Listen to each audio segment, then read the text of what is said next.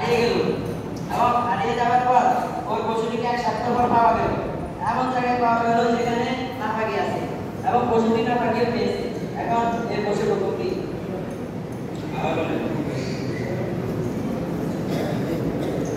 কারো কোনো পশুটি 3 মাসের আগে হারিয়ে গেছে, তারপর সেই পশুটি হারিয়ে যাওয়ার 1 সপ্তাহ পর পেল এবং সেই পশুটি আমার জায়গায় পেল যেখানে নাপাকি থাকে এবং ওই পশুটি নাপাকিও পেয়েছে।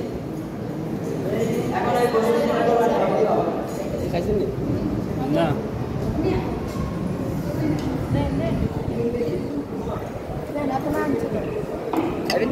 না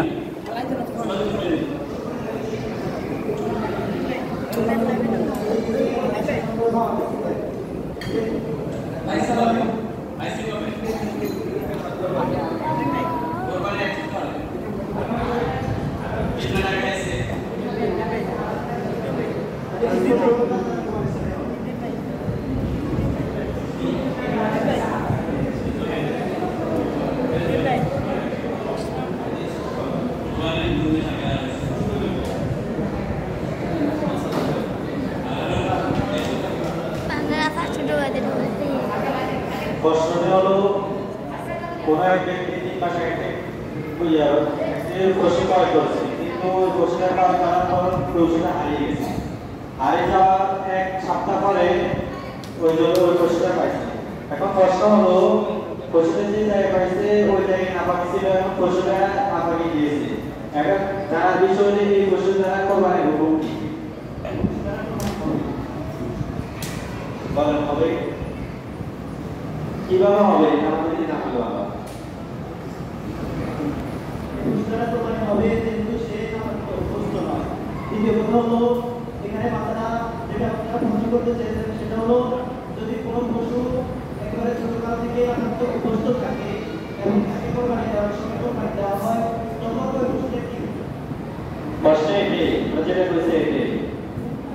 তবে এই পশুটি যেহেতু 3 মাস আগে হারিয়েছে এবং 1 সপ্তাহ পর পাওয়া যে সময় গেছে সেই সময় 2 মাস থেকে বেশি সময় পাওয়া হয়েছে কোরবানি সময় পর্যন্ত, তাহলে এই পশুটা কোরবানি হবে। কারণ পশুর ক্ষেত্রে যে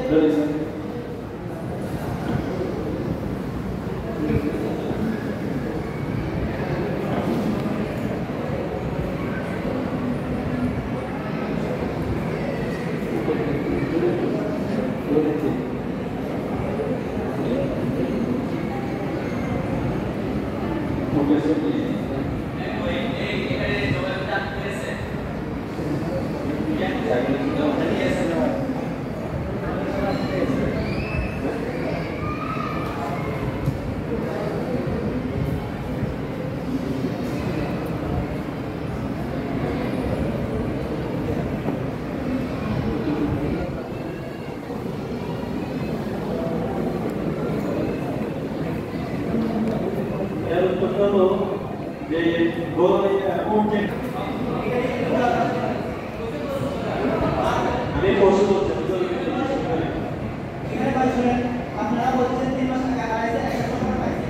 আপনারা এখন বলতে পারেন যে আমি কি সাথে ওটা একটু বলতে হবে। কেননা যে 3 মাস আগে হারাইছে 1 সপ্তাহ পর পাইছে এটা তো নিজের কি হয় বেশি মাস থেকে তাহলে তো মানে দিতেছে।